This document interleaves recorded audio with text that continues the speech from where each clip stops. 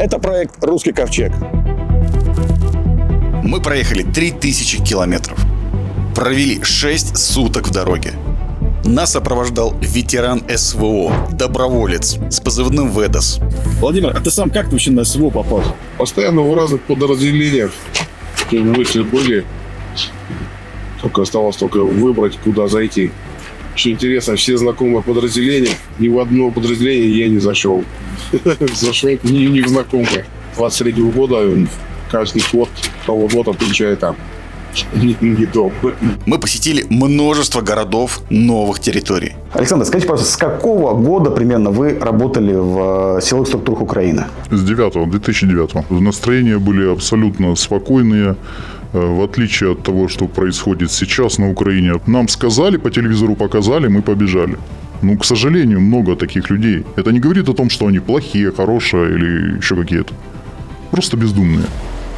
А потом, когда начала литься кровь рекой, все схватились за голову, а уже поздно. И уже никто сейчас на территории Украины не может поменять ничего. Мы были в Луганске и в многих других местах, о которых мы, к сожалению, сказать не можем.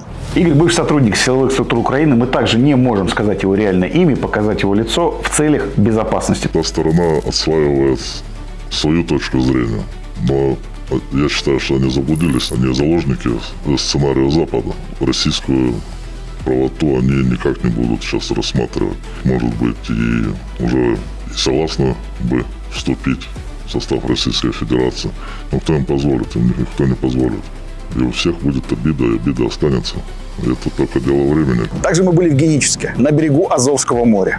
Фашисты уже пошли везде, а на Арабатской стрелке их не было. Сентябрь, октябрь и до середины ноября. Получается, что Керчь была свободна. Вот что сделала 127-я батарея. Вот эти мальчики, которые были молодые, из Севастополя, будущие офицеры. Вот какой-то маленький провинциальный Геническ. За время, пока мы присутствовали здесь, было несколько прилетов. Здесь люди живут так годами. Сазонти при жизни сказал, что храм будет стоять. Угу. Вот. И я в это свято верю, и так оно и будет. Это самое спокойное место. В Мариуполь мы попали случайно. Это не было нашим планом. Но, однако же, вы увидели интервью с молодыми людьми, которые пережили всю войну в городе. Мы случайно познакомились с местными активистами, волонтерами, создателями театра «Над уровнем моря» «Наум». Мы застали их на мероприятии, где они раздавали гуманитарную помощь всем детям, нарядившись в новогодние костюмы. Я считаю, что мне отдельно повезло, так как конкретно мой район, мой дом, сразу все сплотились. Мы просто и выживали. Мы вскрывали склады с соседями, доставали оттуда доски, какую-то одежду, продукты, то есть делились друг дружкой. На самом деле самый критичный момент был, когда мы около недели не брали воду. Мы попросту не могли выйти, ведутся уличные бои, мы пришли в церковь. Это был такой очень важный момент, так как в самые отчаянные случаи ты понимаешь, насколько помогает вера. Когда случались прилеты, понятное дело, рядом с храмом, крайне рядом, боялись за то, что может и туда попасть, может туда прилететь. Недавно было, что подорвали подстанции, и мы оказались в той же самой кромешной тьме. У меня появилось такое ощущение, как будто я вернулась в те времена, и у меня включился инстинкт выживания, искать провиант, безопасное место. Мы проделали этот путь для того, чтобы разобраться в сложных вопросах. Что движет этими людьми, вот так или иначе, которые занимаются диверсионной деятельностью? Это корысть, это идеи, это банальный шантаж, их взяли на крючок, может быть, нужда. Мое личное понимание, это необразованность людей, к сожалению. Особенно здесь, в зоне СВО, люди не понимают, какие действия или бездействия могут привести к определенным плачевным последствиям. Мы проехали 3000 километров для того, чтобы разобраться в вопросах идентичности. Вот Гога командир, он же армянин, и он тогда сказал интересную фразу. Это я себя, говорит, ощущаю русским. По аналогии того, что было во время Великой Отечественной войны, там в окопе сидели бойцы, и один из казахов там говорит: ну что, братцы, покажем, как русские воюют. А ему говорят: да как, ты же не русский, ты же казах. Он говорит: ну когда немцы придут в Казахстан, покажем, как казахи воюют. Говорит: я буду воевать до последнего, пока мы не победим. А главное, вопросов смысла. Уважать историю, уважать традиции и объединяться. Потому что действительно это проблема. Молодежь мотивирует чужие ценности. что категорически сейчас в данный момент неприемлемо. Мы без идеологии, вот просто общей идеологии, да, мы не можем никак существовать, по сути. У нас когда-то забрали идеологию, и что из этого получилось? То есть то, что нас скрепляет, нас настолько разные все-таки, да, давая какой-то единый стержень, какую-то единую общность. Идеология, она подразумевает что? То есть все народы, которые у нас живут на территории нашей страны, они поддерживают, да, какой-то определенный принцип. Вот. Но при этом у каждого есть свои традиции, да, каждый соблюдает свои традиции, сколько там древние какие-то, да, и мы все уважаем традиции друг друга. А также в беседе с реальными людьми, участниками и очевидцами всех событий попытаться найти ответ на вопрос, что же делает нас русскими.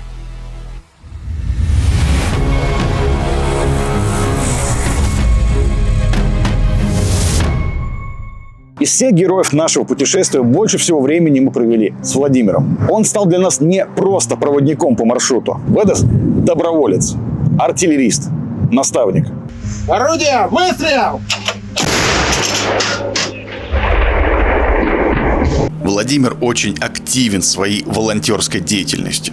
4,5 года он работал в детском доме, прививая детям любовь к парашютному спорту, а также активно участвует в работе Союза десантников России. Я работал в основной категории подростки, да, от 14 лет. Это как раз тот возраст, когда идет перелом практически, да, психологического сознания человека, да, не только там внешне там, или внутренне как человек меняется, он меняется очень кардинально. Почему я подключил именно работу по десантной подготовке, она культивировала в них не только преодоление этих страхов, а плюс еще там аккуратность, внимательность, ответственность, да, то есть там все вот эти вот навыки, которые получаются в процессе подготовки даже. Не раз наблюдал результаты, то есть итоги, кем они становятся, как вырастают. Наблюдать именно этот процесс, мне кажется, это самая большая такая, скажем, победа. И она действительно мотивирует в дальнейшей работе в этом направлении. Потому что молодежь – это наше будущее. У Ведаса довольно богатый боевой опыт. Он артиллерист. Участвовал в значимых сражениях под Бахмутом и Часов-Яром. Есть такой стереотип, что якобы артиллеристы там вообще, можно сказать, в безопасности постоянно, что ничего не бывает с ними. Ну, во-первых, есть преимущество по артиллерии, это не действует рэп и погода практически. Нам только дают целеуказания, да, и мы, по сути дела, практически в любую цель победить. Поэтому, если птичка отработала, разведка наша отработала, нам дали координаты, наработаны, это уже вероятность поражения цели очень близка к 100%. О безопасности я хочу сказать, что оппоненты, они постоянно ищут, где расположены орудия. Ну и, соответственно, да, и прилеты, и ствольная артиллерия по округе бьет, и по нам делают. Ты слышал? И в ПВ прилетало, то есть нельзя сказать, что там прям безопасно. Артиллерия, это типа вот сидят, ничего не делают. Мы цель номер один. У нас, допустим, в этом плане очень хорошо было, потому что тщательная маскировка, там не только, скажем так, маскировка, да, на местности, но и плюс и радиомаскировка, и грамотная позволяла нам находиться в одном месте. И да, прилеты были, да, ну, скажем так, орудие у нас 2 раза страдало, 1 раз вообще вывозили, ремонтировали.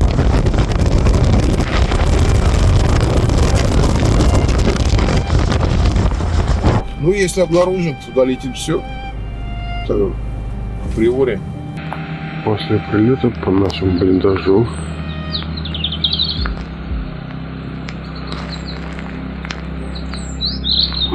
спасло дерево. Мы говорили о боевом братстве, как о важнейшем факторе, который позволяет сберегать жизни на фронте. Почему люди вот считают, что это важно, и почему люди все-таки отдают долг своей родине и по каким причинам попадают туда? Человек как бы понимает, да, скорее всего, что он должен поучаствовать в этом. Без него как бы там не должно все это дело закончиться или начаться. Причины на самом деле у каждого свои. У кого-то там финансовые есть причины, да, не может найти себя. Но это, как правило, там ребята, которые контракт отработали, приходят на гражданку и не могут себя как-то позиционировать в гражданской жизни, очень быстро возвращаются. Это, во-первых, как бы братство, да, то есть там все более лаконично и понятно для многих. Меньше вранья, меньше всяких там хитрых людей. Все просто, да. Делай то, что должен, и все будет хорошо. В целом настроение среди солдат бодрое, они мотивированные, они понимают, за что они воюют. А ребят, которые сильно унывают, редко встречал. Конечно, были, да, которые не понимали, что куда попали. Думали, тут романтика. Оказывается, уже не совсем. А так, в основном, все на юморе. На нормальном, здоровом юморе, имеется в виду, тогда вообще все замечательно. Позитив, бодрость, понятие, да, что ты делаешь, для чего ты делаешь, как ты должен это делать, для именно выполнять свою работу. Все в этом плане порядке. Ну, не знаю, у нас, по крайней мере, замечательный расчет был, да. Даже ребята, когда его ходили из расчета, приходили другие, то есть как-то поддерживалась своя атмосфера.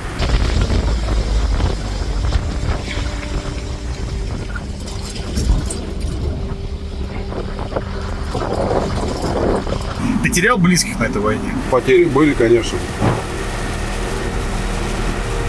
Война на то и война, что без потери здесь никак, к сожалению. Тяжело, понятное дело, что ты вот вроде знаешь человека, вот он недавно как с собой общался, да, какие-то планы строил там. И вот так случилось, что он погиб при определенных обстоятельствах. Но мы все прекрасно понимаем, когда идем на войну, что такое может быть неизбежно. Поэтому чисто психологически какой-то там где-то изначально, да, ты уже к этому как бы немножко готов.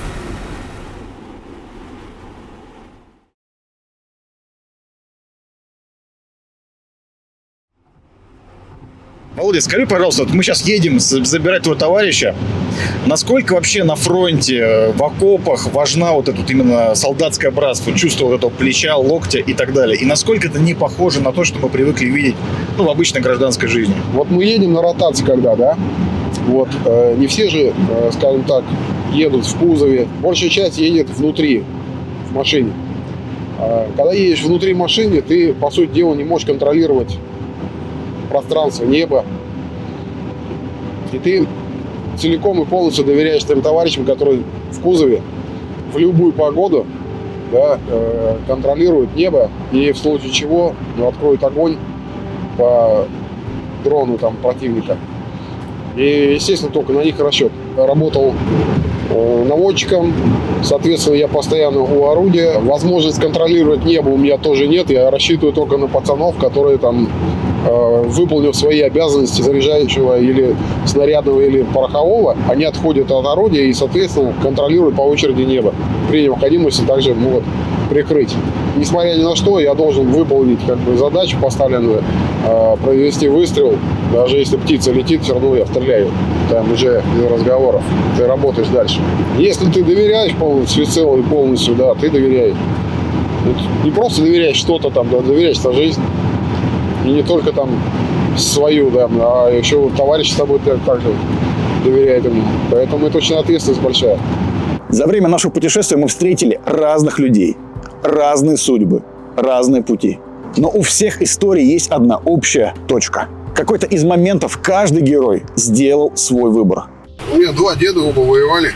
Один был военно-морским летчиком, который привил мне любовь к авиации, как говорится, в свое время. Вот. А второй дед, я воевал как раз тоже на Донбассе. Примерно в тех же местах. А ты не чувствуешь какую-то преемственность, что, получается, вот он был, и ты пошел? Может быть, это тоже стало своеобразным там причиной, почему ты пошел на СВО? Нельзя сказать, что это прям была причина, раз поколение еще советских людей. Не надо было убеждать там в чем-то, да, что мы победили в такой великой войне с такими большими потерями. Сейчас об этом многие все говорят, да, что мы пережили и что мы сделали победу. А сейчас война, мы называем специальной военной операцией. Так оно и есть, по сути. Потому что если были бы объявлена война в Украине, то и способ ведения боевых действий изменился бы. И то, что мы делаем, значимо для нашей страны, последствия того, что мы этой специальной военной операции добьемся результатов, это действительно, да, сейчас вариант такой, или выживем или нет. По-другому никак, потому что очень много стран участвует со стороны оппонентов. Мы единственные, кто против них все равно противостоит. Кто для тебя украинцы современные? Заблудший народ, так называть, что ли. И мы пытаемся их сейчас вытащить.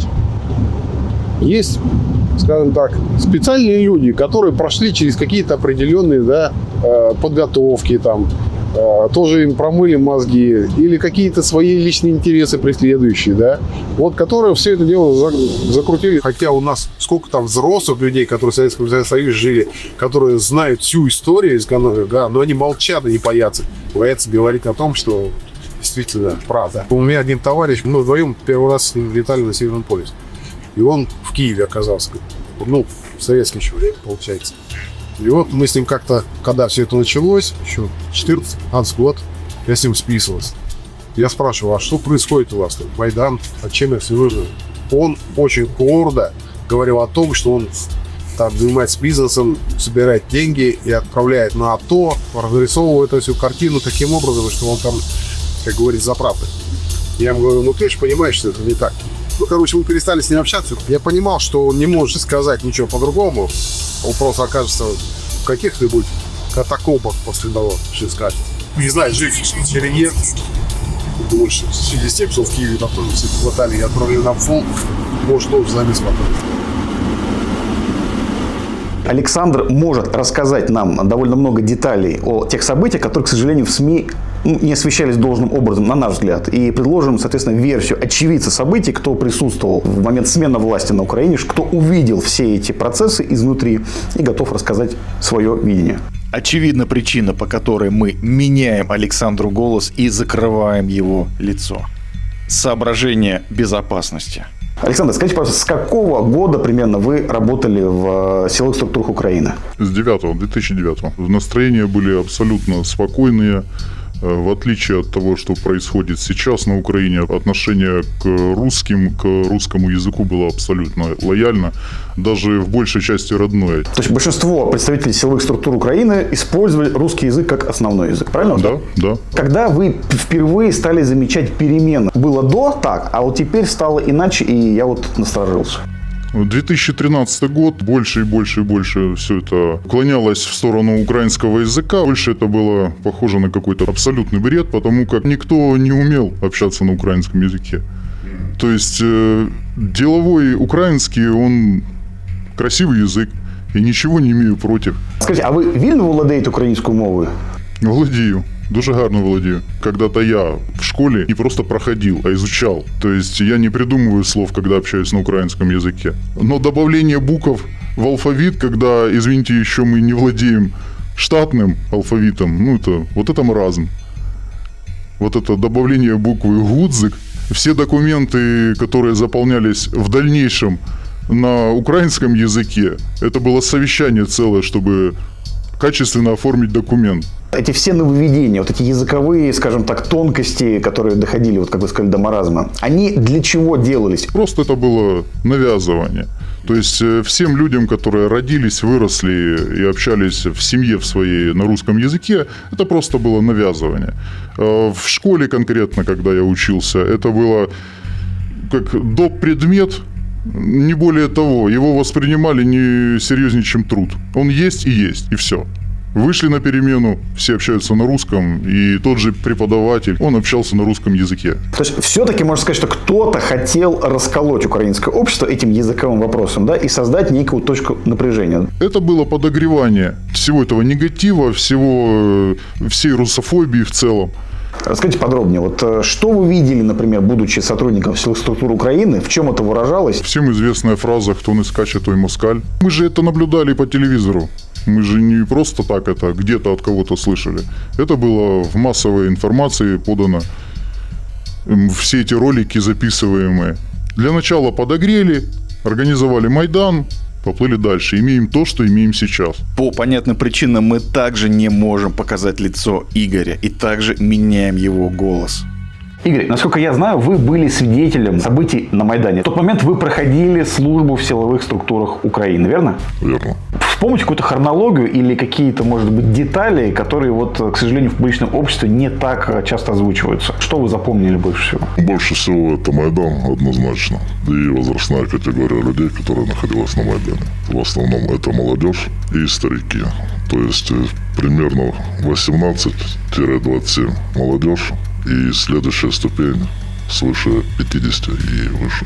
Им деньги заплатили, они вышли на Майдан. Сначала повеселиться, потом поскакали и пошло-поехало. Все, на мой взгляд, это подогревалось именно Западом, потому что все были под наркотой, готовилось все это в открытую, на полевых кухнях. Чай в основном завозилось именно в открытую. И этим все, народ подогревался. Наступил переломный момент в феврале месяце, когда оно как вспыхнуло и все не потушить. Когда начались, небесная сотня появилась, начали прострелы, откуда оружие взялось. Его специально туда завезли.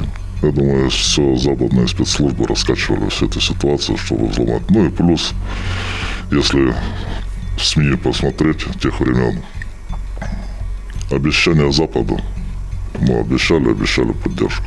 А в итоге Януковича просто обманули. Сразу ли стали это звучать националистические кричалки, что вот москаляку на геляку и так далее? Или все-таки это уже более поздний, скажем так? Где-то с января после Нового года уже пошло именно националистические движения. Но самое удивительное, что кричали москаляку на геляку, но жесть остались все-таки беркутовцев, граждан Украины. То есть это настолько можно, оказывается, как-то повернуть в нужную сторону эту агрессию людей. Беркут, он сдерживал всю эту толпу, весь этот негатив. Но, естественно, народу это не нравится, когда стоят со щитами, тебя сдерживают, чтобы не было насилия среди гражданских, убийств и тому подобного. И Беркут стал для них врагом, хоть и свои же граждане Украины были. После Майдана были акты такого публичного унижения, вот как раз представителей подразделения Беркут, когда их заставляли становиться на колени. Можно ли сказать, что это как раз-таки как бы некое закрепление этого раскола, что вот, оказывается, можно прийти, силой навязать свою волю и заставить других извиняться, что это и был тот ящик Пандоры, который привел к тому, что на Донбассе людей просто стали расстреливать потом? Да, но все к этому как бы и подводило, потому что на тот момент все, кто хотел, те уехали. Но опять же, кто там остался с Беркут? Те сотрудники, которые там служат по месту, и те сотрудники, у которых там семьи остались. Естественно, их подтянули к публичному унижению. Вы уехали почему? Потому что вы были не согласны с победой так называемого вот этого уличного протеста? Или потому что идеологически вы понимали, к чему это все идет? Или потому что вы опасались за свою жизнь? Вот в чем были ваши мотивы? Во-первых, семья, родители. Их не бросишь. Во-вторых, да, бывший украинец, находясь там, оставаться, тоже поддаться унижению, смысла нет. Каждый пришел к тому, к чему он желал прийти.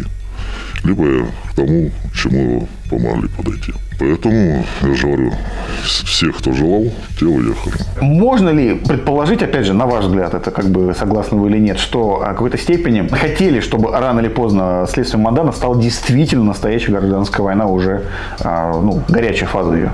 К этому все и начинало идти гражданской войне. Потому что если народ, когда выходит толпами на площадях, это уже заявка на гражданскую войну. Неуправляемая толпа, она все кто остановит? Никто там, стоит только одному крикнуть, и все побегут. Можно ли сказать, что сожжение людей 2 мая в Одессе в 2014 году это прямое следствие вот именно власти улицы, когда людям, скажем так, озвучили, что силой всегда можно какой-то вопрос решить внутри общества? В Доме профсоюзов остались те люди, которые отстаивали свою точку зрения и хотели оставить так, как оно есть.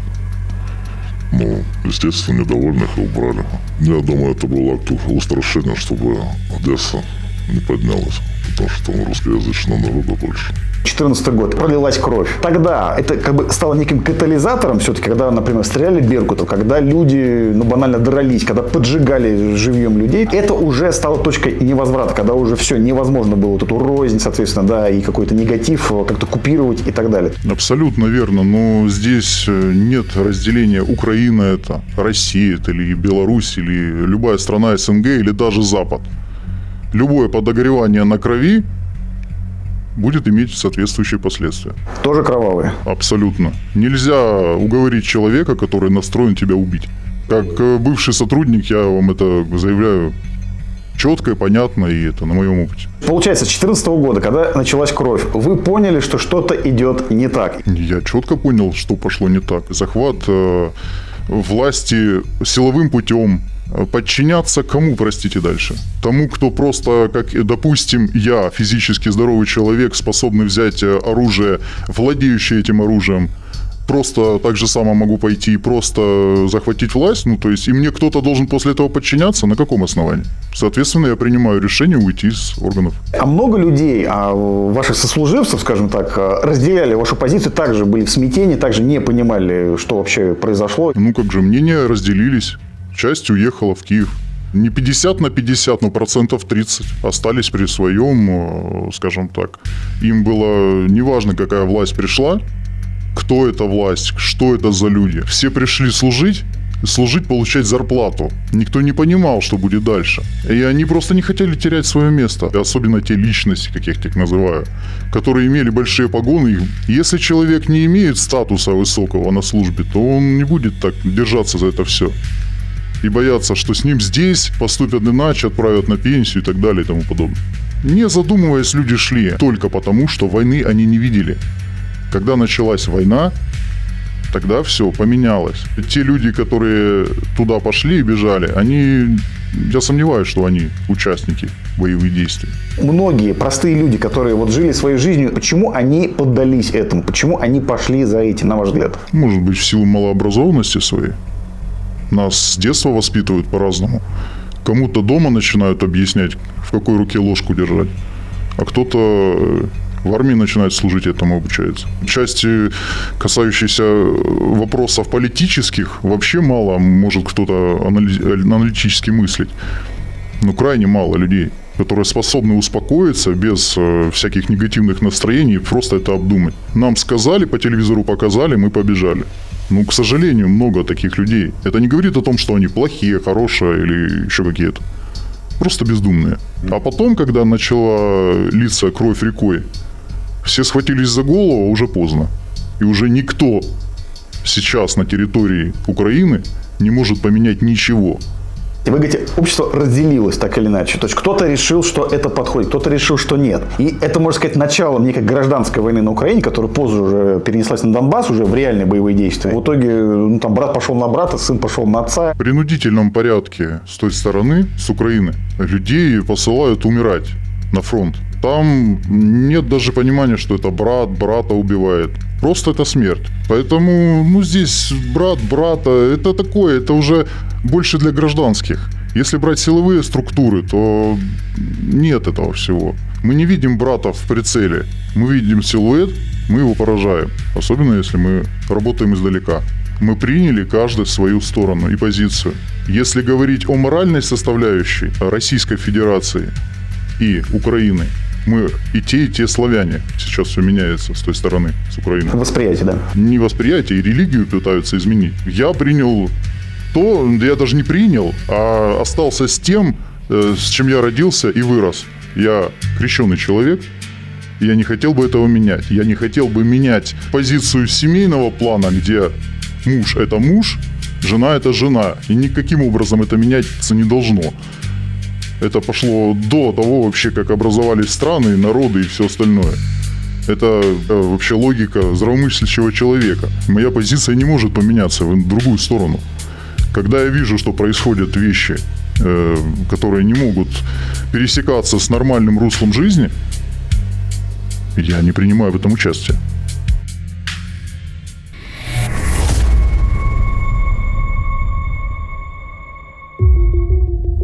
Наш путь привел нас в Мариуполь. Город, который очень сильно пострадал от боевых действий. Даже сейчас, спустя столько лет, следы военных действий все еще остаются здесь. Мирным жителям пришлось столкнуться с тяготами и лишениями. Но несмотря на все это, город, я не побоюсь этого слова, расцветает. И главное, люди верят в его возрождение и хотят видеть снова свой Мариуполь красивым. Мы приехали сюда, чтобы пообщаться с молодыми людьми, молодежью той самой, которая верит в возрождение Мариуполя и которая практически все время боевых действий находилась в городе. И все они сохранили веру в хорошее, светлое и доброе, пройдя все ужасы войны. Как вы пережили это время? Где вы находили продукты? Как ваша семья выживала, когда уже город был разрушен, когда здесь не было нормального водоснабжения и так далее? Взаимопомогали. Так как мы живем на краю города, у нас много складов, 2 родника.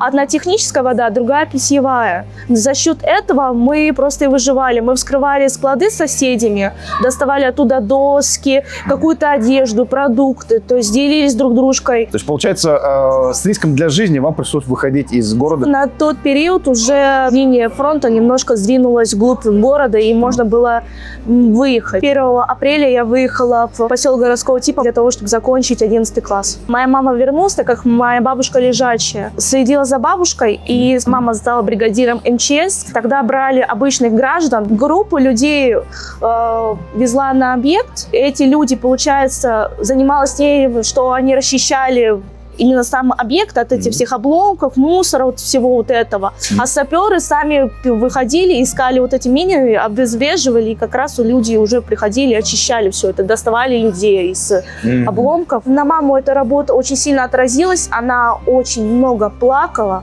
она не могла спать. Огромное количество гражданских людей, которые пережили военные действия, они, на ваш взгляд, нуждаются в психологической помощи. И была ли потом как-то она организована полноценно, чтобы люди могли быстрее адаптироваться к нормальной жизни? Психологическая помощь всем нам необходима. Даже если человек себя чувствует нормально, у всех нас есть какая-то травма, которая в какой-то момент может снова проявить себя. Например, взрыв, отключение света недавно было, что подорвали подстанции, и мы оказались в той же самой кромешной тьме. У меня появилось такое ощущение, как будто я вернулась в те времена, и у меня включился инстинкт выживания, искать провиант, безопасное место. У людей есть разные моменты, когда этот механизм выживания начинает срабатывать. Люди по-разному могут себя вести, в панику какую-то впадать. И нам всем нужна эта помощь. Просто некоторые люди с этим, возможно, исправляются, некоторые люди до сих пор в этом, возможно, и живут. Касаемо психологической какой-то помощи,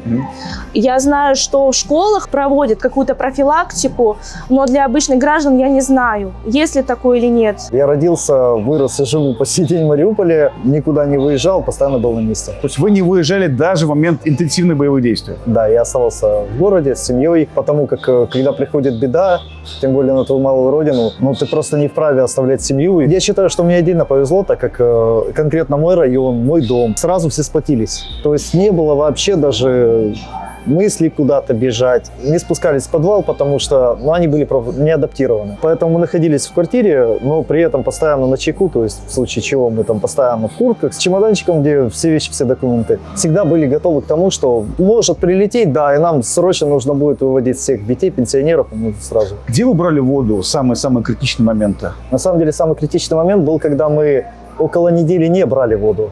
Мы попросту не могли выйти, потому что мы с дядей просто выходили из дома, буквально до угла доходили, понимали, что ведутся уличные бои, я живу рядом с частным сектором, но мы просто не могли пройти даже 100 метров, это уже все, это предел. Так мы, слава богу, так как рядом с частным сектором находимся, мы брали воду из колодца, потом, так как поток людей был большой, владельцы колодцев в один момент начали уже говорить, что приходите со своими цепями, со своими ведрами, и, понятное дело, попросту было страшно, потому как это огромная очередь, все приходят, потому как без воды, как ни крути, не протянешь, и тут мы пришли в церковь. Это был такой очень важный момент, так как в самые отчаянные случаи ты понимаешь, насколько помогает вера, насколько батюшки, они помогали приносить воду. Когда случались прилеты, понятное дело, рядом с храмом, крайне рядом, буквально боялись за то, что может и туда попасть, может туда прилететь. И службы велись даже под огнем? Да. каждый, как говорится, воскресная служба, неважно, что Естественно, происходит. все молились. Без веры в такие трудные моменты не проживешь. А как вы отапливали помещение? Никак. Мы не отапливали помещение, потому как у нас не было ни света, ни газа, воду мы добывали, а все приготовления пищи, подогревали воду мы исключительно на кострах. Мы выходили и, как водится, разводили костер, начинали приготовление. Ключевой момент был тоже, когда по первости, когда только-только вот именно в наш район начали заходить, мы с матерью стояли, готовили, слышим, уже начали из крупнокалиберного оружия уже стреляют. Я такой, все, бежим. И мама такая, подожди, сейчас еще 2 минуты, потому что дети будут сидеть голодными. Сейчас мы дожарим и все, и полетим. То есть были моменты, когда вот эта вот забота о твоих ближних берет верх над страхом. За счет этого и жили. Это и есть, как ни странно, наверное, сила и смысл, как бы, что позволяет все преодолеть. То есть, вы говорите, вера и, соответственно, забота о другом. Правильно? Да, единство. Были случаи, когда люди подвергались панике, когда держались разрозненно. Кто-то, понятное дело, там и воровали, и разные случаи были. Если держитесь вместе, помогаете, действительно, вот, держаться сплоченно и пытаться всем, чем можно, помочь друг другу, все налаживается. Правда можно сказать, что когда вот есть такое, знаете, ситуация огромного стресса и даже угрозы, то человек, если в нем есть что-то вот такое светлое, у него это светлое возводится в квадрат. А если что-то темное, то темно в квадрат. Вот вы видели какие-то такие примеры в жизни? Я видел примеры отчаяния человеческого, потому как понятное дело, что когда приходит беда такого масштаба, когда у тебя буквально может не стать близкого родственника в секунду, буквально на твоих глазах. Были такие случаи, когда люди исходили с ума и подвергались глубокому отчаянию. Я не могу назвать этого человека слабым или что. Были действительно ситуации, моменты, когда ты видишь, как пол твоего родного города, в котором ты всю жизнь жил, буквально сгорает у тебя на глазах. Может не выдержать психика. Но также были случаи, когда человек, пускай в моменте подвергался панике, у него какое-то время стоит перед глазами весь этот ужас, но он находит в себе силу духа для того, чтобы пережить это, понять, что сейчас наступило другое время, слава Богу, все закончилось, и видно возрождение. Видно, что жизнь продолжается, что ты можешь идти дальше. И вот для меня люди, которые находят в себе эту силу жить дальше, несмотря на то, что с ними случилось ранее, они действительно заслуживают. Я приехал летом 22-го, где-то ближе к весне 23-го. Большинство завалов уже было разобрано, и очень быстро начали отстраиваться здания, потому что огромное количество людей осталось просто чисто физически без жилья. И их нужно расселить, вернуть им дома, и стройка очень быстро и шла тогда, и идет сейчас. Где вы находили средства к существованию в городе, в котором, буквально недавно была война? Поначалу было сложно, но потом работали, и я работал на стройке вместе с другом, чтобы заработать хоть какую-то копеечку, покормить себя и родителей. Я в городе видел довольно много молодежи. Соответственно, молодые люди, как правило, они, если не видят перспектив, они очень быстро могут собраться, уехать, и, как правило, ничто не держит. Что держит именно вас и тех других молодых людей, которые здесь живут? Огромное количество молодежи вернулось и продолжает возвращаться. Если мы берем, допустим, Мариупольский государственный университет, огромное количество студентов, у нас почти нету места в аудиториях. В ПГТУ та же самая ситуация. Молодежь возвращается. То есть они видят в этом и смысл, и смотрят в будущее, и все это видят. Благо, большая родина нам помогает. Город уже почти полностью отстроен, и уже гораздо легче. Возвращаются люди, возвращается жизнь. Театр есть зрители, и все хорошо. Меня убедила остаться моя мама. Она мне говорила о том, что город возродится.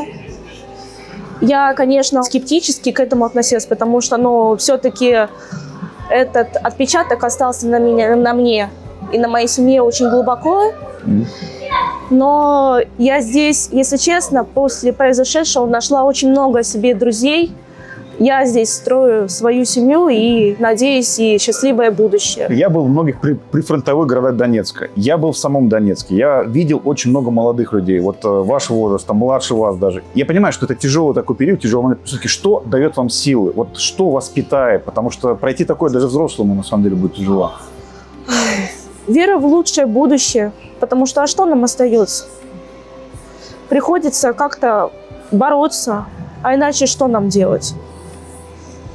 Я вижу, что город у нас развивается, да, для того, чтобы восстановиться, нужно много времени, много сил. И просто приходится бороться за эту счастливую жизнь, самостоятельно ее просто строить. Вы объяснили, почему вы не уезжаете, да? Вы объяснили, почему вы хотите действительно восстановить город. Для вас это как дело чести, я не знаю, это может быть даже цель вашей жизни на данный момент. А вот как быть с теми людьми, которые приезжают издалека, с большой земли, кто новые жители, да? А почему они, на ваш взгляд, едут? Почему они вот так прониклись, скажем так, вот этой бедой и решили что-то изменить? Много людей, которые к нам приезжают.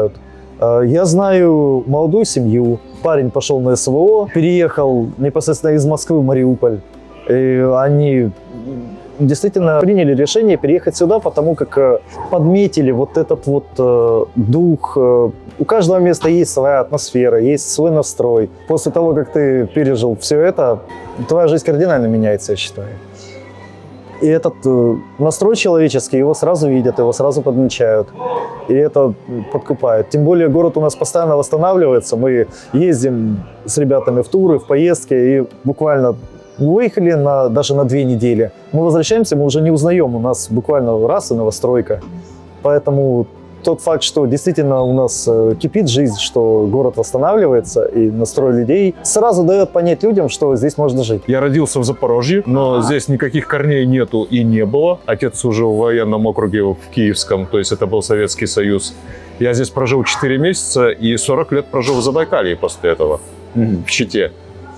После этого я 8 лет прожил в Сочи, и вот сейчас приехал сюда помогать ребятам, заниматься здесь в том числе и литературной гуманитарной деятельностью, потому что я поэт, и, соответственно, и кроме этого составитель литературных сборников многих. Я не могу писать про то, что я не знаю. Я приехал сюда по зову сердца, потому что находиться и рядом здесь с ребятами, ну и я очень много пишу о войне, о том, что происходит, о ребятах.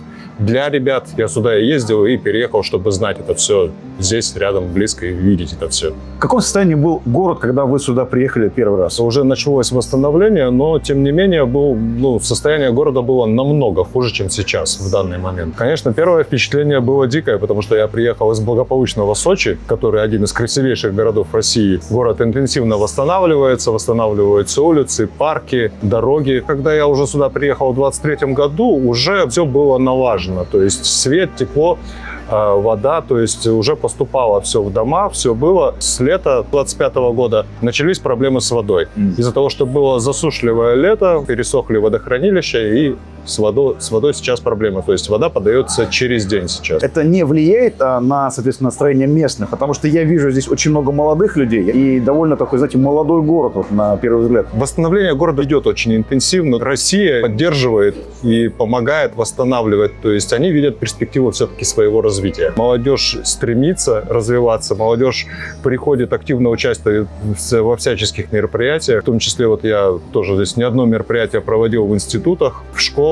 Мариуполь нуждается в людях с большой земли, действительно, чтобы отстроить, чтобы город вернулся в какое-то прежнее состояние и стал, может быть, даже лучше? Большой недостаток специалистов даже по той же стройке. Допустим, вот я работаю сам на себя, занимаюсь отделкой квартир. Для того, чтобы найти мне ребят, заколотить бригаду, это практически невозможно. Я зову всех своих ребят, всех своих близких, с кем я работал. Я говорю: ребят, приезжайте, куча работы. Ты будешь и пользу приносить, и восстанавливать город, и, соответственно, и зарабатывать, и жить здесь можно. Насколько важно было вам в момент всей этой ситуации знать, что за вами есть еще другие люди, а именно Россия, которой вы не безразличны, которая вам старалась помогать и старается теперь уже восстанавливать, и теперь уже вы часть России? Насколько это было важно понимать вам тогда, что была вера? Честно говоря, по первости, опять-таки, важна семья, важна малая родина. Ну а когда мы уже начали заниматься непосредственно творческой деятельностью, культурной деятельностью, и начали встречаться с людьми, грубо говоря, мы заряжаемся от них, а они от нас, и мы видим вот эту синергию, это сразу дало понимание, что мы не одни. Казалось бы, первая поездка, которая у нас случилась после всего этого, это Забайкальский край. Полконтинента. Да. По сути. Да. И мы сразу увидели и масштаб, и ту веру в людей, в молодежь. С какого момента все-таки город больше стал похож на мирный? Наверное, с того момента, когда прилеты стали минимальными, когда у нас ПВО начало хорошо работать и стало потише. Тогда и спокойнее стало. Чем вы занимаетесь сейчас здесь, помимо того, что вы студент? Я отучилась, получила аттестат, школьный. Вернулась в город и ближе как раз к осени поступила в Мариупольский государственный университет имени Архипа Ивановича Куинджи. Мы организовали при университете собственный театр. Сейчас, на данный момент, мы стремимся к тому, чтобы у нас был городской. Туда мы зовем и школьников, и студентов. Так. Я в театре являюсь человеком, который делает декорации, реквизит, занимаюсь костюмами и гримом. Ну, еще плюс театральные программы делаю. Также занимаемся волонтеркой. Рождество на Донбассе помогаем Кохомскому Деду Морозу развозить подарки по Мариуполю, ближайшим поселкам. Для меня это и общественная работа. У нас инициативная группа города Мариуполь «Феличита». Мы ее с командой основали. Мы занимаемся и волонтерством, помогаем и пенсионерам, и военным. Также мы помогаем детям. Я актер-аниматор. Мы поздравляем детишек с Новым годом уже 3-й год подряд. Благодаря акции «Рождество на Донбассе» и «Поколение уверенного будущего», которая помогает нам, собственно говоря.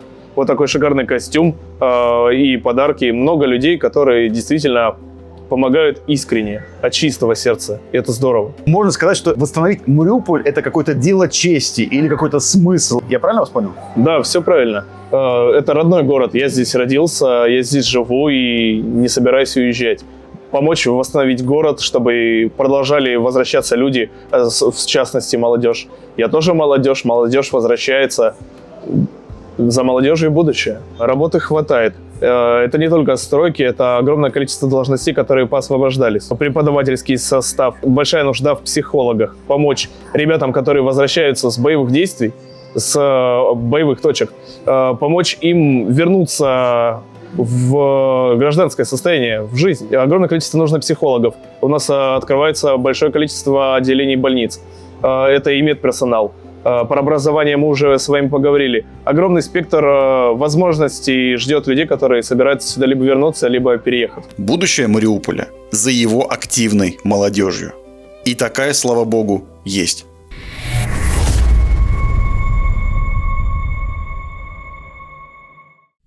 Многие какие-то несведущие люди бывают утверждают, что мы медленно продвигаемся, да, что на самом деле у нас там небольшие успехи именно в России. А на самом деле все-таки чего стоит продвижение даже хотя бы там на 10 километров вперед? Да, многие говорят, что мы так медленно продвигаемся. Но причина она же на поверхности. Во-первых, это специальная военная операция. Это не полномасштабные боевые действия, и у нас нет такого состояния войны, да? Когда мы просто реально ковровой бомбардировки могли полностью сносить города, заходить туда и просто ставить сюда, как делали американцы. Сейчас совершенно другая война. Она очень сильно отличается от предыдущих там тактик ведения боя. Сейчас на одного бойца может быть 10 вперед.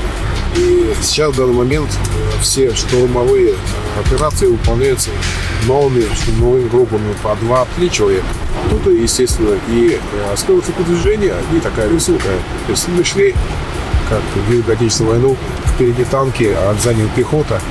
Соответственно, мы километром пожирали бы, если спали бы, если брали бы по 100 километров в неделю, то быстрее.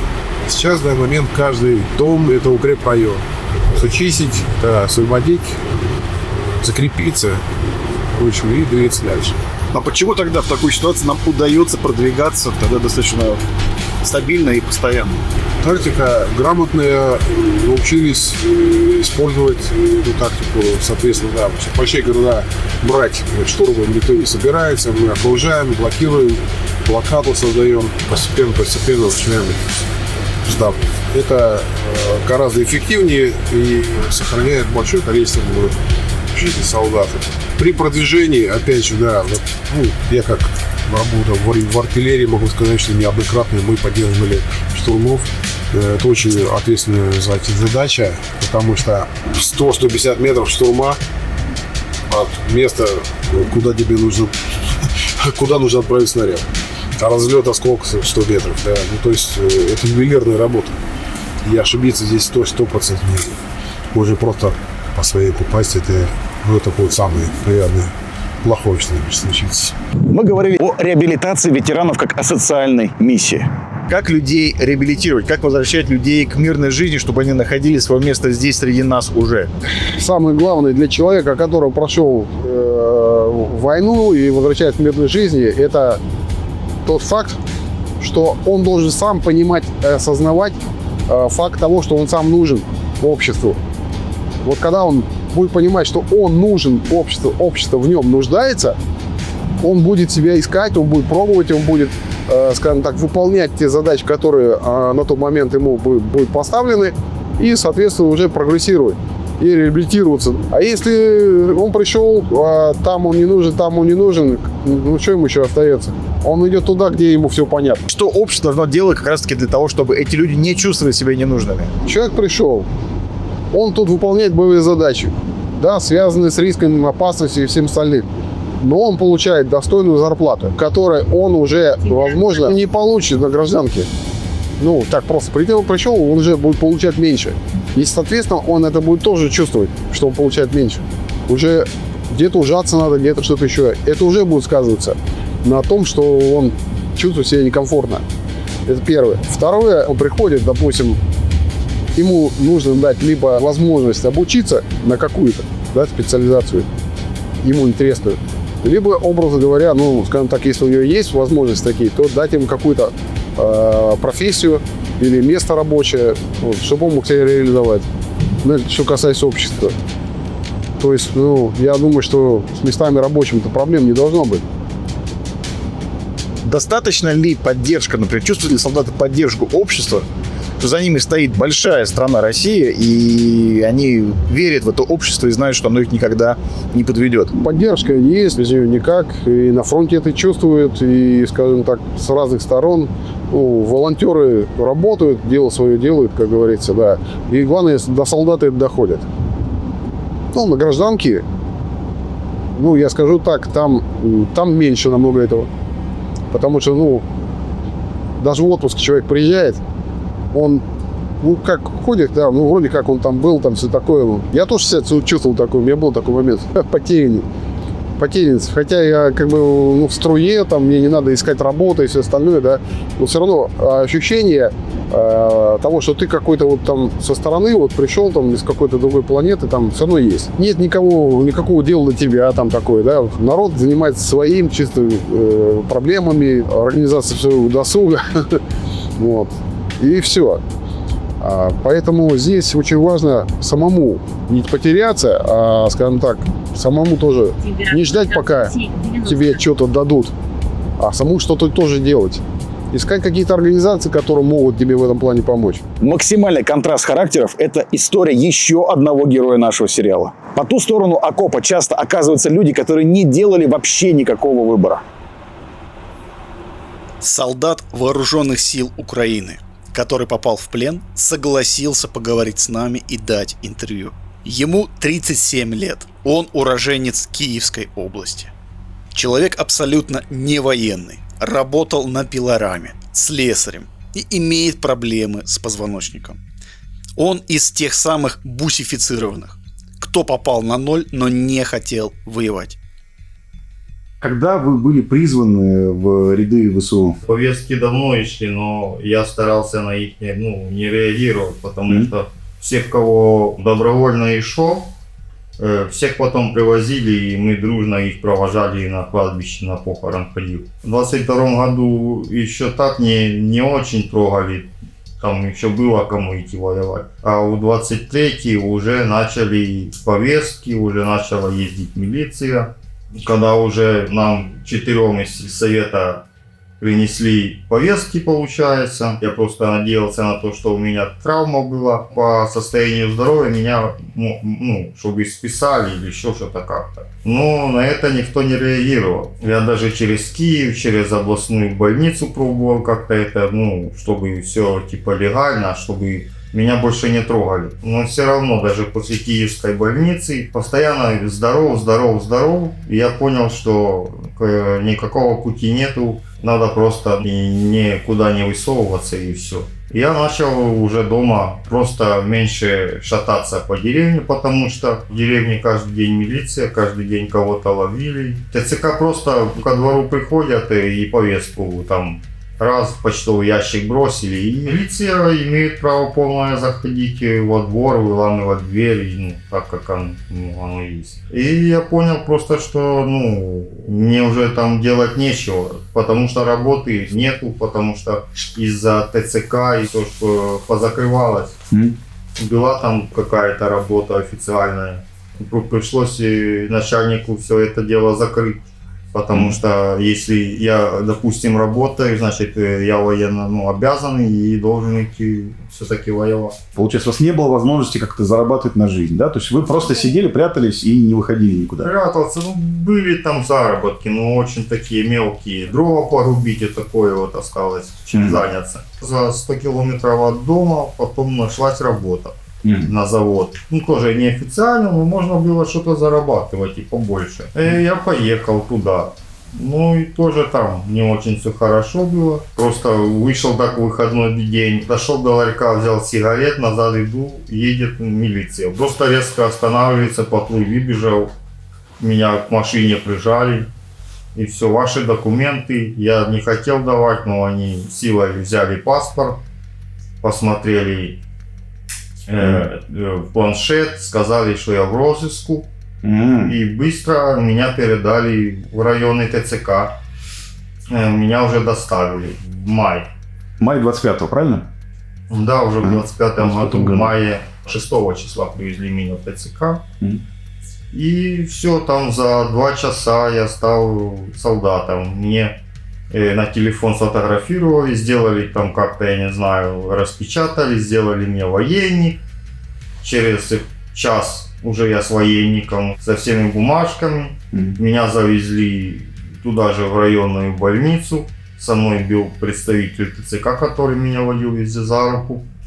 Мы за 40 минут прошли медкомиссию, полностью всю. После этого все, они меня привезли, какое-то там тоже было здание, за километров 5, наверное, от ТЦК. Посадили тоже там на окнах решетки, клетка, закрыли. И я там просидел 1 день, там что-то не было. А на 2-й день, уже 8 числа, меня завезли в учебный центр. Чернигівськую область. Просидели тоже там вроде бы 2 или 3 дня. Потом нас завезли уже в учебку. Посреди леса была учебка. Учебный курс был 50 дней. Я только выдержал, получается, 3 недели, 20 дней. Потому что никто не обращает внимания на то, что ты там уже почти умираешь, а всем просто без разницы. У меня было 2-стороннее воспаление легких. В больнице я пролежал 25 дней. Меня опять возвращают назад в эту же учебку. Я полностью курс не прошел, обучение. И меня опять оставляют еще на 50 дней. Из тех людей, которые со мной были, там единицы, у которых еще что-то там осталось. Все остальные только думали куда-то убежать или где-то спрятаться, или как-то, что-то куда-то. Если сказали, ночью выходишь, ночью могли выстрелить. Там, если где-то не так, что-то там, могли побить. И очки разбивали, там, пацанчик. Он, слава богу, я не знаю, каким образом, но ему удалось убежать. Далеко ли он убежал, недалеко, по крайней мере, его не было уже потом. А вы пытались сами сбежать где-нибудь, спрятаться, может быть, уехать куда-то? Хотелось, но у меня просто не было таких хороших знакомых, чтобы кто-то тоже рискнул приехать за тобой и тебя забрать. Пришел этот день, когда закончилось вот это вот все. Начали приезжать автобусы, и нас через каждые там 3-4 часа общий сбор, все строятся, фамилии назвали, все, вы вот там стоит автобус на территории. Все, кого назвали, брали свои вещи и шли в тот автобус. У нас 10 человек где-то было в автобусе. Меня оттуда привезли среди ночи в Сумскую область. Так объяснили, что это 2-я линия. Сначала нас привезли в какой-то лес.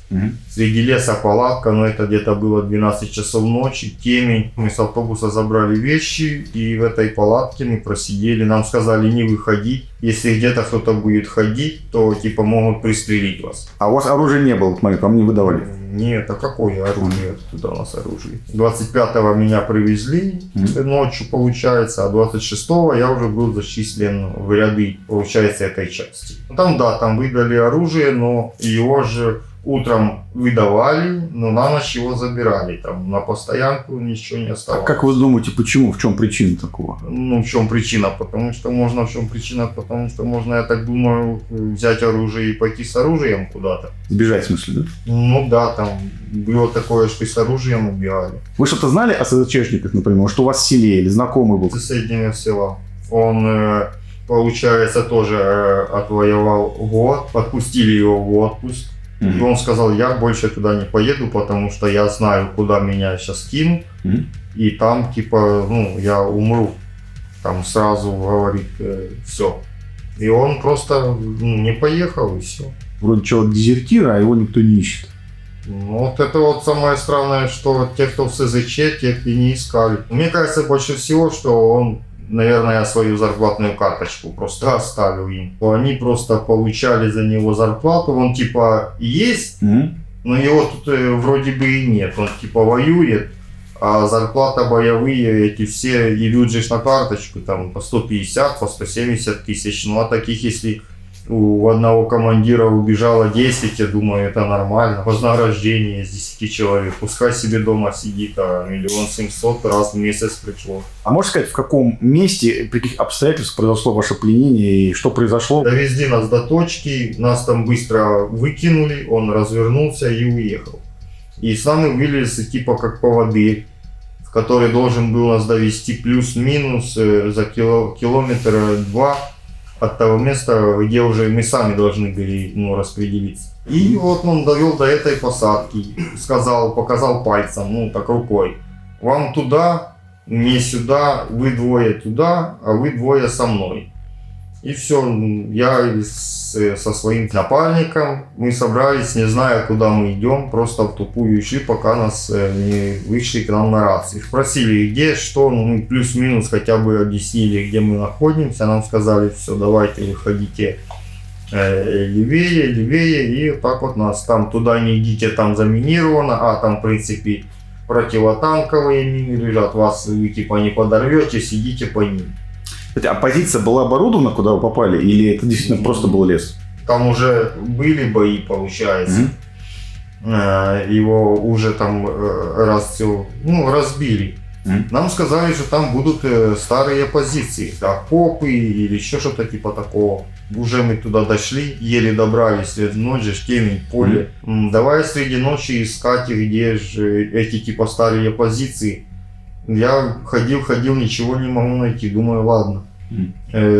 Начнет расцветать, тогда более-менее, может, что-то все-таки есть. Нам сказали, что там чуть подкопаетесь туда-сюда, и можно будет как-то типа спрятаться, потому что днем же тоже хорошо видно и дроны, и все же это летает. Наступило утро.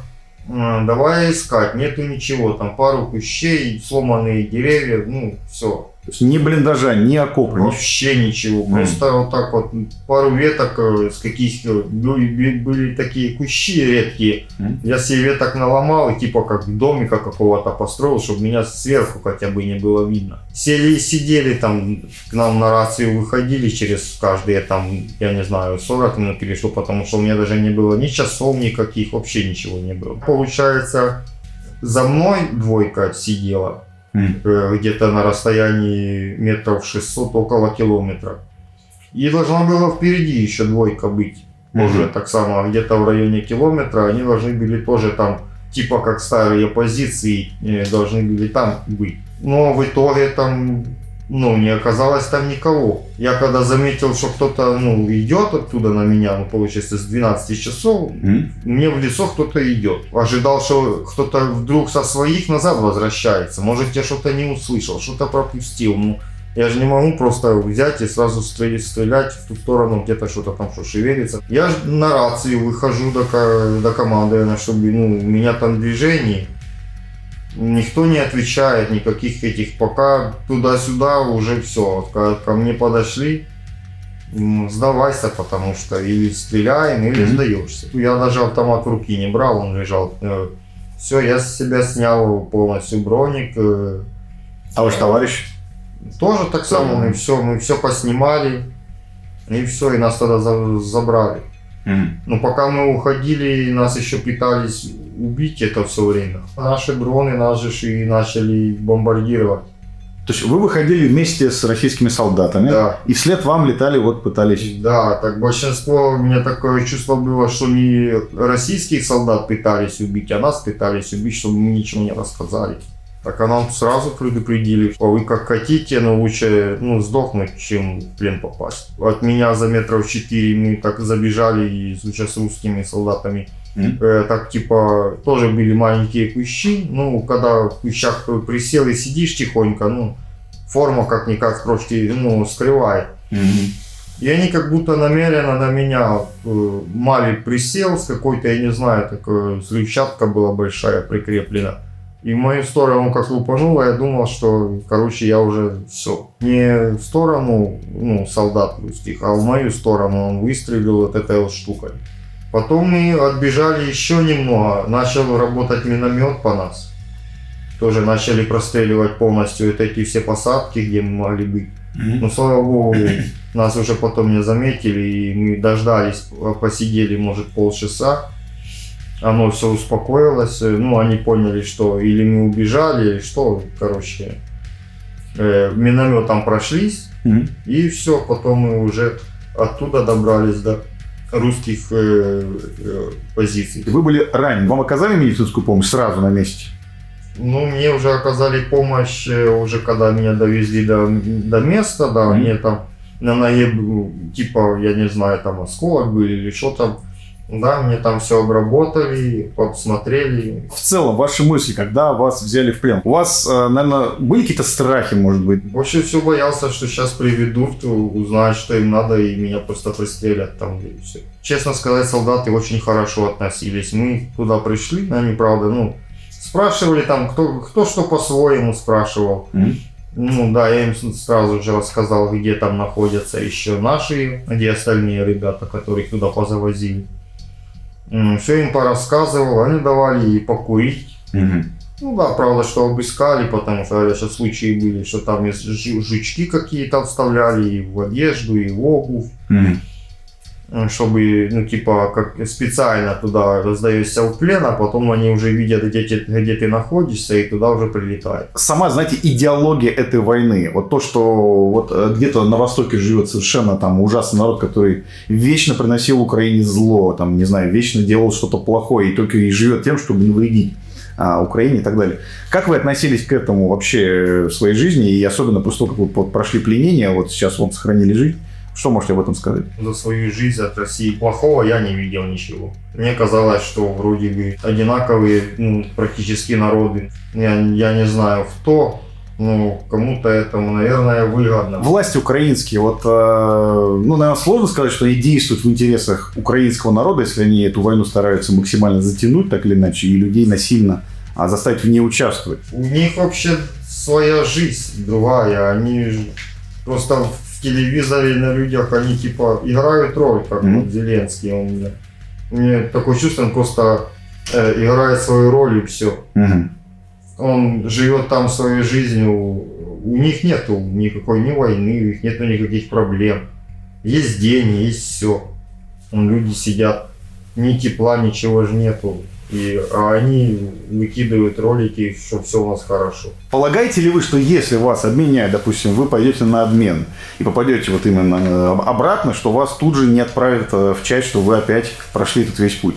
Мне повезло, в принципе, если есть возможность сдаться в плен, то лучше сдаться в плен. Я, конечно, не знаю, какая дальше будет судьба, когда, допустим, даже если вернемся на Украину, что там будет дальше, это загадка. Вообще желания нету никакого. Это просто, это то самое, как взять гранату и подорваться, или просто выстрелить себе в голову, то самое. Если можно было остаться здесь, я бы, конечно, остался. Только я воевать не хочу вообще. Я не знаю, ни с этой стороны не хочу стрелять никуда, ни с той стороны не хочу стрелять. Работать я буду работать, но стрелять это... Я не военный. Вы согласны, что это интервью будет опубликовано, потому что оно имеет некую общественную значимость, потому что ваша история, это, к сожалению, история большого количества украинцев, которые в такой ситуации, как и вы, с такими же проблемами. Согласны? Да. Понял. Согласен.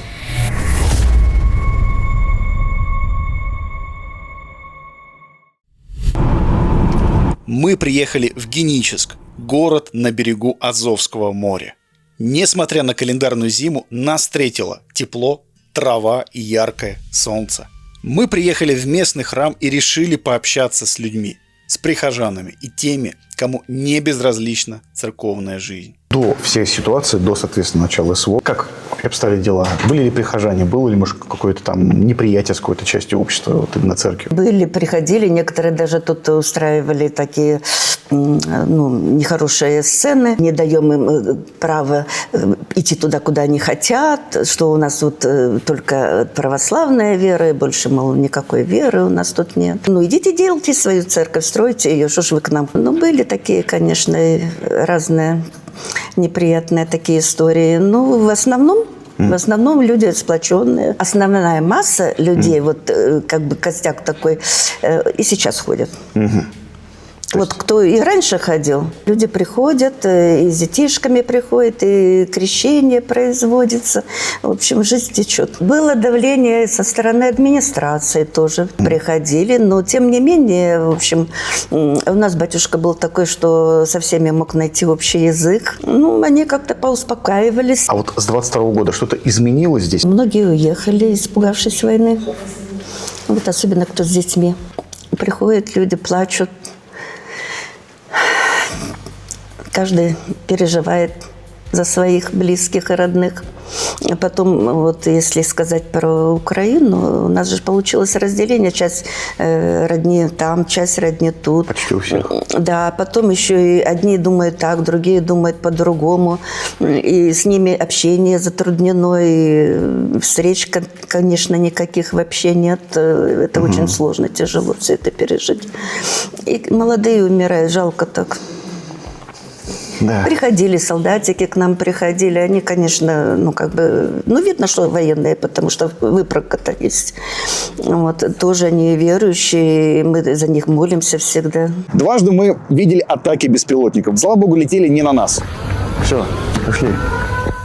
Буквально над нашими головами пролетали целые стаи этих птиц, как их называют на фронте. И каждый раз после удара в городе полностью выключался свет. Но буквально через час, два, три он восстанавливался, потому что эти города, эти территории привыкли к тому, что постоянно происходят эти налеты, обстрелы. И местные коммунальщики очень быстро и оперативно все проблемы устраняют. Такова там реальность жизни.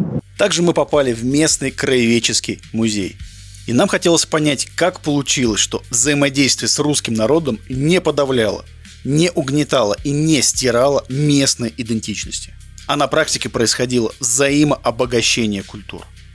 И, главное, национальный и межнациональный мир. Сам регион Северное Причерноморье, он исторически очень-очень насыщен миграциями. Как проходило заселение? Сарматы, скифы, печенеги, половцы. В общем, кого здесь только не было. И, естественно, они оставляли здесь свой след. Еще 100 лет назад у нас здесь было более 100 скифских курганов. Территория заселялась, уже после присоединения Крыма к России. Это 1783 год. И вот в 19 веке здесь начинается такое заселение при Екатерине и позже, естественно. А так здесь особо никто сильно не жил, потому что категорически не хватало пресной воды. А без воды, естественно, ничего. Даже эта территория, которая входила в состав Османской империи с 1475 по 1783 год, турки не сильно заморачивались. То есть ни Арабатская стрелка, ни селений здесь особо не было. А потом уже начиная с 19 века, с первой половины 19 века, идет относительно активное заселение и Генической, и Арабатской стрелки. И удивительно, что никогда здесь не жили люди одной национальности. Здесь всегда, отовсюду. Знаете, говорят, кого здесь только не было. Здесь и татары.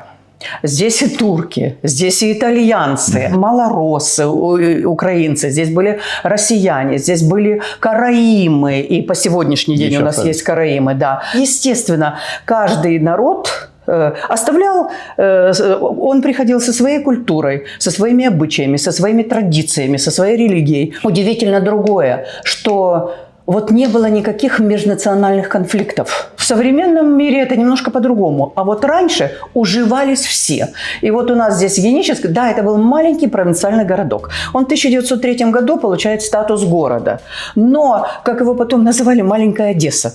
Потому что люди находили общий язык между собой, и это, конечно, радует. Что самое главное в этой преемственности? Почему мы должны передать это знание потомкам? И что будет, если мы это знание не передадим? Знаете, есть такое выражение, чтобы не были Иванами, не помнящими своего родства. И поэтому очень важна вот эта связь поколений. Вот, конечно, важно, когда и в семье мы знаем второе, третье, четвертое поколение, но, к сожалению, этого нет. У многих этого не у всех. У кого-то есть, у кого-то нет.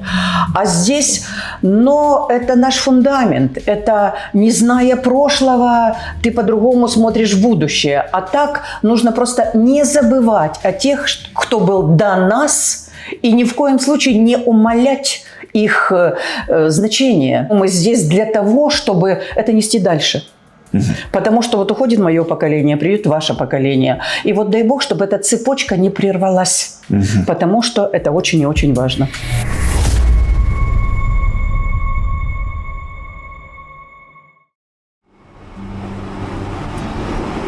Одной из целей нашего путешествия было встретить бойца Ярослава с позывным «Ярый». У него закончился полугодовой контракт, и обратный путь мы проделали уже вместе. Вкратце расскажите о себе, чем вы занимались на гражданке, почему пошли служить? У меня 2 высших образования.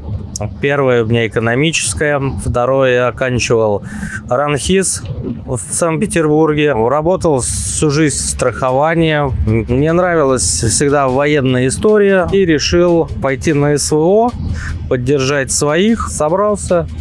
Мне подсказали отряд, в котором я прослужил полгода. И пошел именно в артиллерию. У меня дедушка был командиром воинской части артиллерии, поэтому я принял решение, что отдать дань, чтобы через поколение я был таким же артиллеристом, как он. Поэтому я пришел в артиллерию, отработал, вот полгода еду, как говорится, домой. Вы рассказывали, что в момент мобилизации вы не были готовы идти, соответственно, вы приняли решение не мобилизоваться, а потом у вас мнение изменилось. А можете сказать, почему, если это, конечно... Понимаете, как всегда и у всех не вовремя все. Очень сложно оторваться от семьи, от работы, когда у тебя, в принципе, все идет, складывается хорошо карьера на гражданке, когда у тебя есть семья, у тебя есть жизненные планы, и вот так просто в одночасье я был просто на тот момент не готов. Пришло, наверное, время.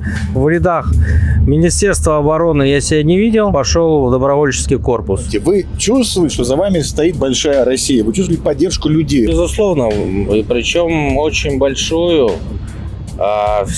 Например, в каждой гуманитарной помощи лежат письма от детей. Конечно, мы чувствуем и, говорю, письма прямо это очень трогательно, прямо, знаете, как бы слезы на глазах наворачиваются, когда дети вот такие вещи пишут. Письмо, вот как в Великую Отечественную войну, там письмо солдату на фронт. Всем героям СВО, кто возвращается домой, мы хотели бы, чтобы вы послушали и сказали свое мнение, как вам эта песня.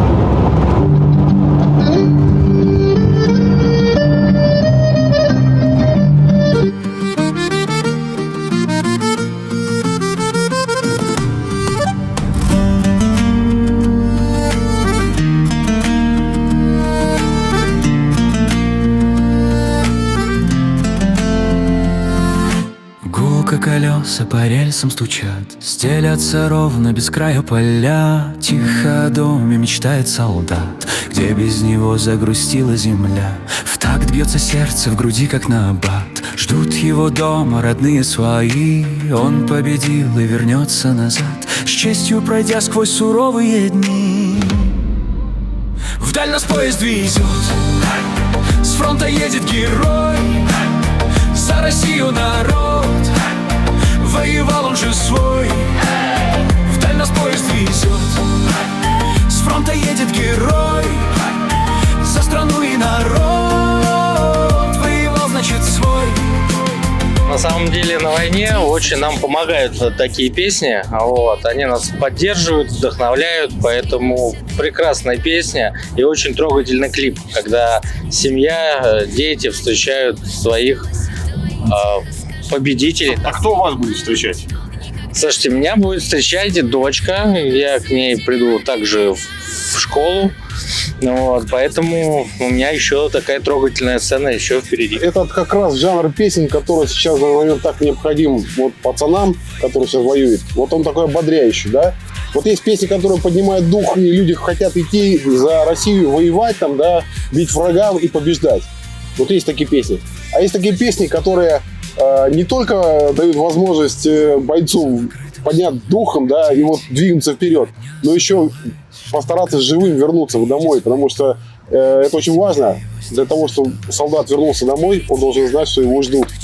Кто там? Послышался голос родной. Кто пришел к нам? Свои отвечал, свой. С победой вернулся домой. Вдаль нас поезд везет, с фронта едет герой. За Россию народ, воевал он же свой.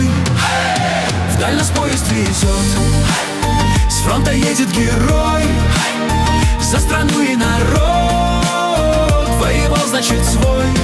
А на поздних стадиях твоего контракта, уже последние, может быть, месяцы, ты заметил, что чаще стали украинцы сдаваться в плен? Ну, вообще в солдатской среде, я вам скажу так, чтобы вы все понимали, есть очень простое правило. Одно дело, если оппонент поднял руки и сдался, да, то есть когда пошел наш накат, он сдался.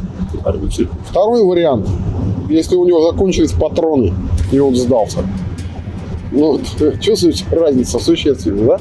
Так что здесь все зависит, наверное, от тех условий, при которых произошла эта сдача, при которой он попал в плен.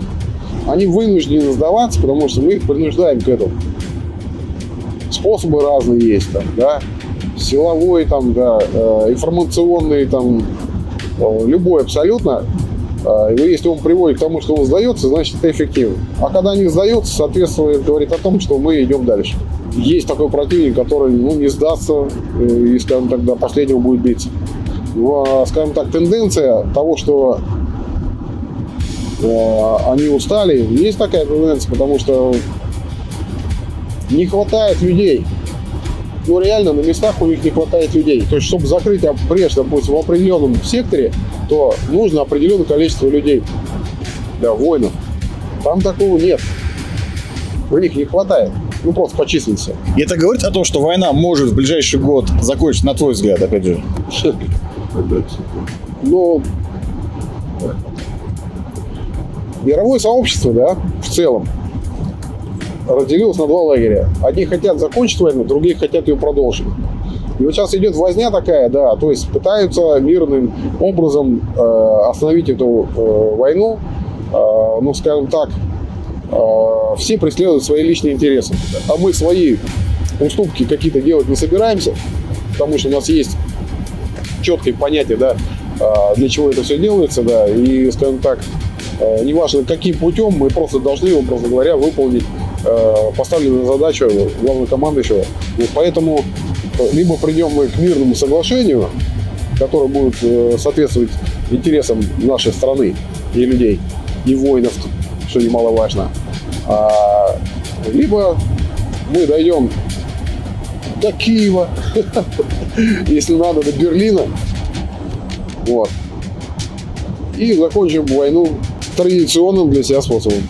Нам может быть непонятна мотивация людей, которые жили обычной жизнью, а потом внезапно поменялись и стали совершать преступления, теракты и какие-то другие противоправные действия. Разобраться в причинах этого явления нам поможет человек, который профессионально занимается работой с диверсантами. Спасибо, что согласились дать это интервью. Мы еще раз объясняем, мы не можем назвать имя собеседника и показать его, потому что все-таки есть соображение безопасности человека и его семьи. К сожалению, другого способа показать вам и рассказать эту историю нет. Можно ли сказать, что податливость людей, которые готовы идти на такие преступления, возникает из-за какой-то проблемы с идентичностью? Моментами становится даже непонятно, кто они по этой идентичности. Иногда разговариваешь, как будто с инопланетянами. Какие-то великие укры появились, там еще чуть. Ну, какой-то бред, который здравомыслящему человеку не придет в голову, да, там, либо он как минимум будет это проверять. Это мое предположение. Вот это еще осталось у них период вот этих идентификационных перемен еще с Великой Отечественной, когда их не додавили. И опять эта зараза поползла. И что самое интересное, опять же, это же произошло не в один момент, не в один миг. Это одно, второе, третье поколение. Четвертое поколение уже, так скажем, это кушает как кашу, а не как что-то непонятное, инородное. Вот и все. Вот и идентичность у них стерлась. Когда человек 40 лет не понимает, там, что такое хорошо, что такое плохо, что там зарабатывать деньги, так скажем, преступным путем, это плохо. В какой-то степени люди, наевшись, так сказать, здесь, да, вот этой разрухи, бедноты, ну, и таким образом, да, один из факторов, они пытаются тоже как-то, по их мнению, жить нормально. Но это ошибочное суждение. Это просто какой-то мимолетный, да, там, опять же, это в лучшем случае, если они получат деньги. Да, это еще им повезет, так скажем. А так, в основном просто их используют. Должно ли общество, мы все вместе, прощать тех людей, которые, может быть, совершили незначительное правонарушение, но вовремя одумались и так далее? Можно ли простить таких людей? Вот по вашему опыту вы видите сейчас. Однозначно. И вы знаете, я так понимаю, большая часть аудитории у вас христиане православные. Вот. Господь простил того же преступника. И он первый вошел в рай. Конечно, нужно прощать. Это и делает нас людьми. Да, есть тяжкие преступления, когда люди перешли грань, стали террористами. Они должны принять свое наказание. Да, и в дальнейшем, если там как-то у них судьба сложится, да, там они будут на свободе, чтобы они переосмыслили вот это все свои неправильные действия. Не бывает черного и белого. Есть еще серое, есть обстоятельства. Вот. Поэтому только так. Прощать однозначно надо. Мы же не машины, да, где вот в программе правильно сделал, ты молодец, вот здесь неправильно. Давайте представим, человек действительно имеет какой-то грешок. Ну, допустим, там какая-нибудь статья. Ну, не тяжкая, скажем так. Допустим, шантажируют его по этой статье, что его заложат, сдадут и так далее. Лучше пойти все-таки и получить снисхождение за сотрудничество со следствием, чем идти дальше, правильно, да? Смотрите, есть у вас уголовно наказуемое преступление. И вот я такой товарищ, который говорит, вот иди там укради, там, допустим, Андрея колесо. И я тебе тогда никому ничего не расскажу. Ты говоришь, ну это вот, я говорю, вот точно колесо, и все, ты приносишь мне колесо, я тебе говорю, иди 2 скрути. И это не закончится. Если уж произошла такая ситуация с вами в жизни, все мы люди, все мы человеки, но вы должны сами понимать, когда вы сами приходите и говорите, да, искренне, и по факту, это один момент. Когда к вам пришли, уж извините, Тут уже говорить, что вот-вот я вот только собирался прийти сегодня вот в 8 утра, а вы ко мне зашли в 6 утра. Ну, я думаю, у всех понимание есть, что человек этот не хотел и не собирался никуда идти. В целом можно говорить, что правоохранительные органы готовы идти на снисхождение при раскаянии. Но это же завязывается цепочка. Люди, понимаете, у них интерес какой? Как можно больше, так скажем, поиметь с данного человека. И все. Ни больше, ни меньше. Но вы же должны прекрасно понимать, что раз они начали это делать, у них какой интерес? Дружить потом с вами? У них задача. Ни больше, ни меньше. Вы для них просто материал. Все. Какие в целом задания им дают? Вот, типовые, с чем вы сталкиваетесь? Что, как правило, они делают? Вот вы как человек медийный, вы понимаете, это определенный контент. Правильно? Вот для них плюс-минус то же самое. Контент чего нужен? Устрашение. Условно, если я приду с пистолетом, да, сейчас я вас там застрелю, ну, кто об этом будет слышать или знать? Ну, потом, да, скажут. Но факт. А если я подожгу вашу машину, это сбегутся соседи, начнут как минимум тушить, кто-то достанет телефон, будет снимать. То есть, понимаете, масштаб. Медиаэффект. Да. И здесь то же самое. То есть, какие-то, опять же, более серьезные да, так скажем, диверсионные действия, конкретные, да, действия под кого-то или что-то. А в основном это именно акции устрашения. В первую очередь, что там мы ничего не контролируем, так сказать, и они просто привлекают все внимание. Ни больше, ни меньше. Заявить о себе, что они еще здесь, они борются. Они уже все испробовали, все, что можно. И стреляли, и поджигали, да, там, совершали, так скажем, ублюдские действия, да, по отношению к населению, к мирному населению, не комбатантам. Есть ли действительно какие-то ячейки, которые присутствуют здесь, и удавалось ли найти не в темную местного используемого, да, а вот конкретно какого-то вражеского агента, уже там имеющего звание и так далее? Для меня, допустим, такой яркий пример, когда местные жители помогают выявлению данных людей, когда они начинают интересоваться не тем и не там. Да, мы не будем сейчас конкретно говорить, что там это произошло там, условно, по такому-то адресу. Вы должны понимать, на самом деле этой нечисти хватает везде и всюду.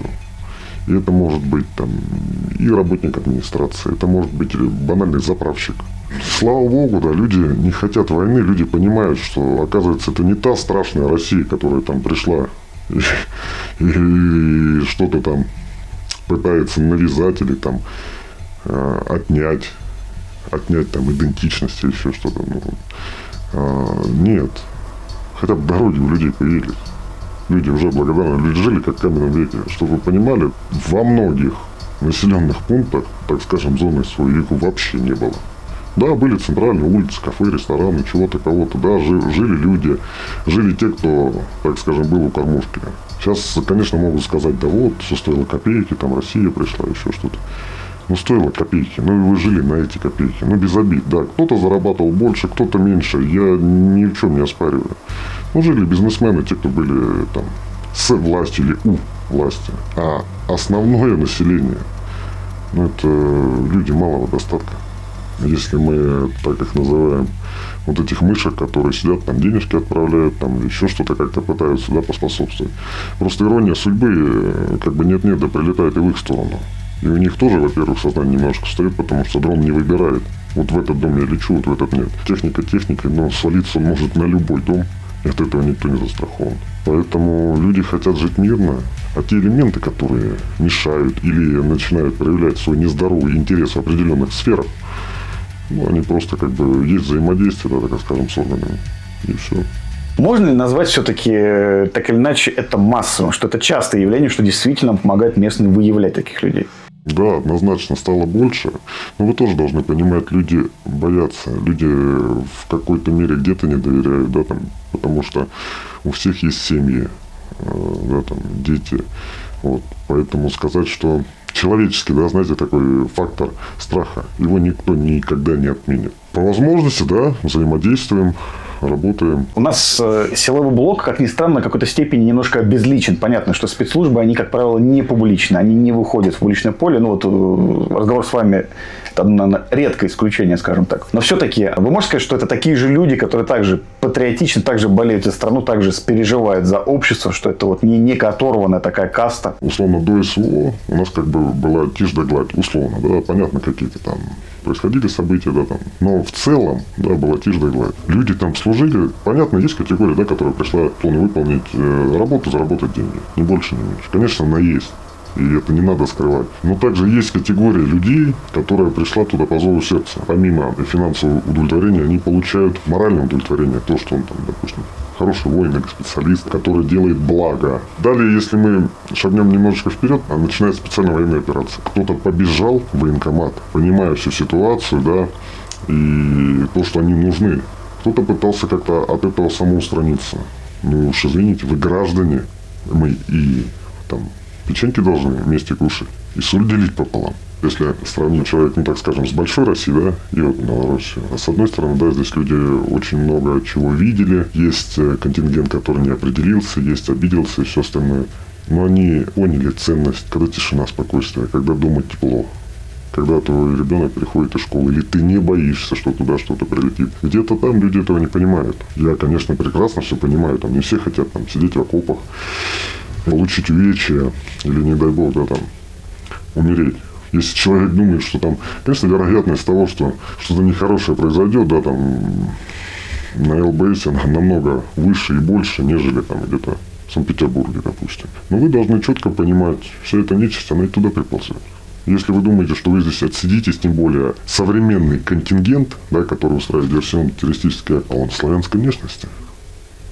Мало того, есть специалисты, которые далеко не размовляют, а говорят, как мы с вами. И если вы думаете, вы там отсидитесь, очень спорное суждение. Мы редко видим тех, кто отвечает за безопасность страны. И почти никогда не узнаем о том, сколько угроз было остановлено до того, как они стали трагедией. Вот тот объем, который не виден обществу той работы, которая проводилась скрытно, это, по сути, цена за спокойствие нашего общества. Как вы думаете, почему, может быть, не все люди это понимают? И, знаете, там некоторые даже говорят наоборот, что да, вот они ничего не делают, да, вот так далее. Можете как-то им ответить на это? Нужны экшены какие-то, чтобы там вы поверили в это. Не видите, знаете, хорошие дела, они не обязательно должны оглашаться. Каждый делает свою работу. Есть моменты, не спорю, никто никого не выгораживает, да, там есть огрехи, там есть недопонимание, нецелесообразность, еще что-то. Но если вы считаете, что там вот все плохо, и вы такой критик, придите, сделайте по-другому.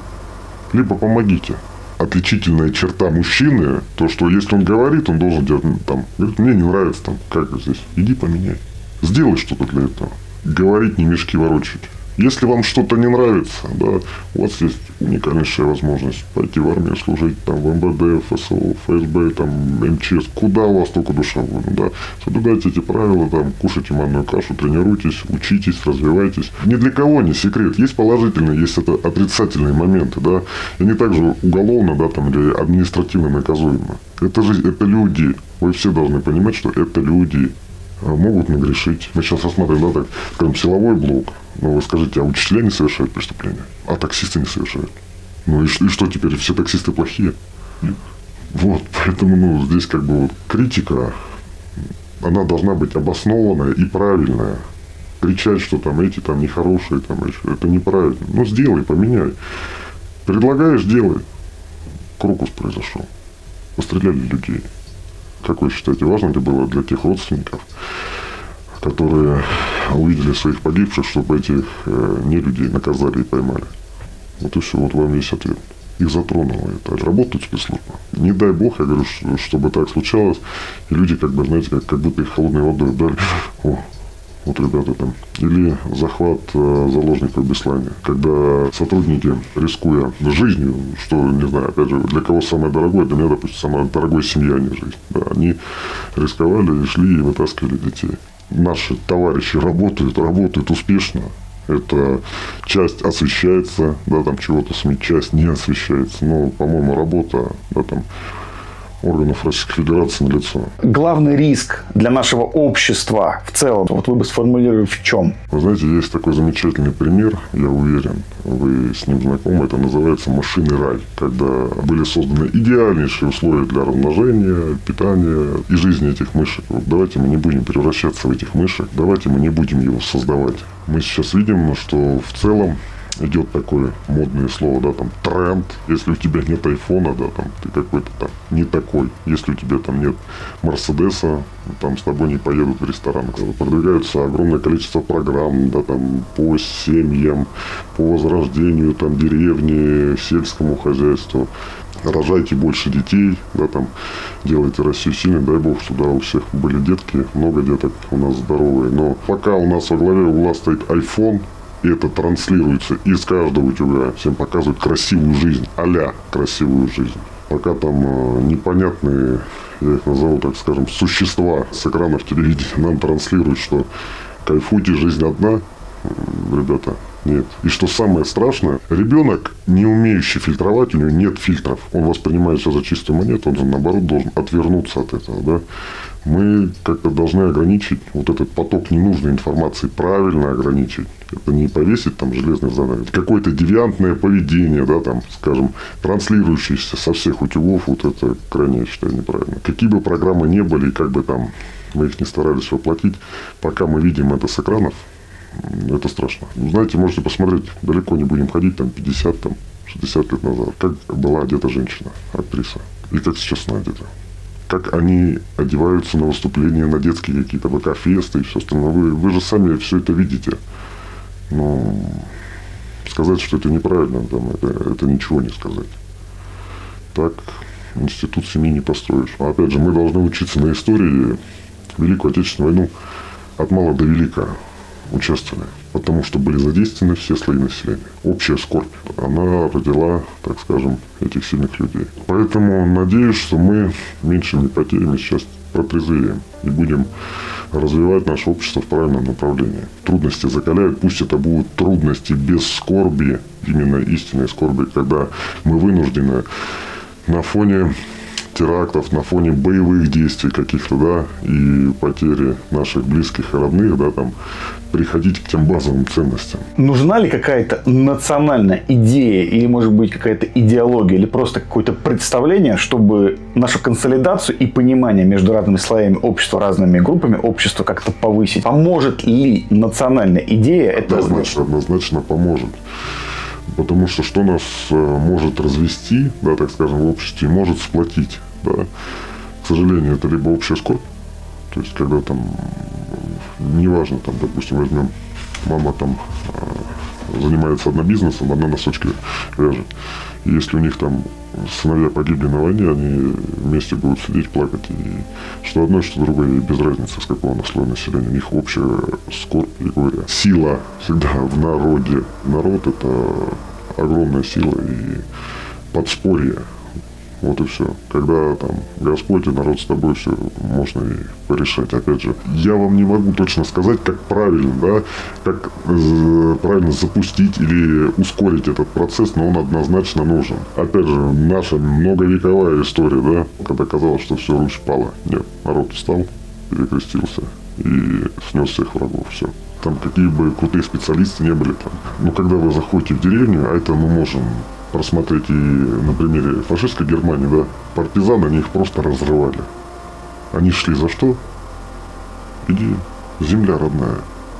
Все. И здесь, наверное, то же самое. Спасибо большое.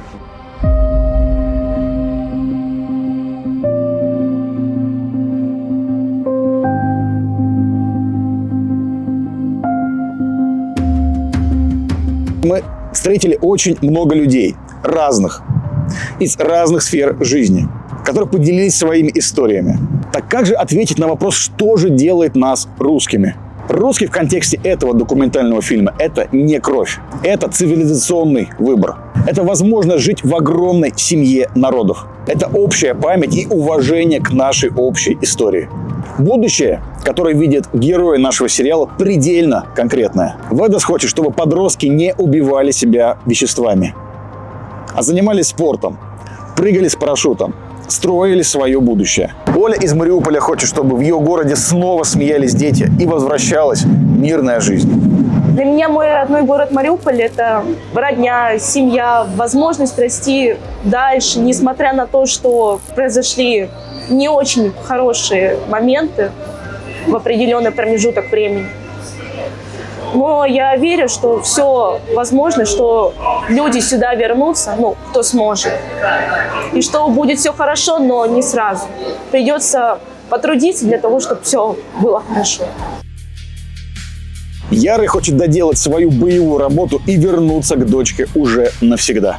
Главный вывод нашей дороги к своим парадоксальным. Мы ехали искать ответ на вопрос, кто же мы такие русские. А нашли ответ, кем мы не хотим быть. Мы не хотим быть теми, кто бросает своих под обстрелом. Мы не хотим быть расходным материалом. Мы не хотим быть теми, кто предает память предков и продает свою историю. Наше путешествие закончилось. Я благодарен каждому, кто вместе с нами прошел эти 3000 километров. Кто помогал нам и с той, и с другой стороны кадра. И вам большое спасибо, дорогие зрители, за то, что смотрите и поддерживаете наш проект. Берегите себя и до новых встреч. Слова порой колючие летят со всех сторон. Упреками измучено, тут ранен каждый дом. Небесной синью купола молитва о родном. И мать у фотографии стоит опять молчком. Кто здесь родился, вырос, кто счастливый человек, то не глубинка, не дыра, то русский дом, ковчег. Иду, не прячась, не крадусь, хоть правда нелегка. Причал родимый, пристань, Русь, где тихо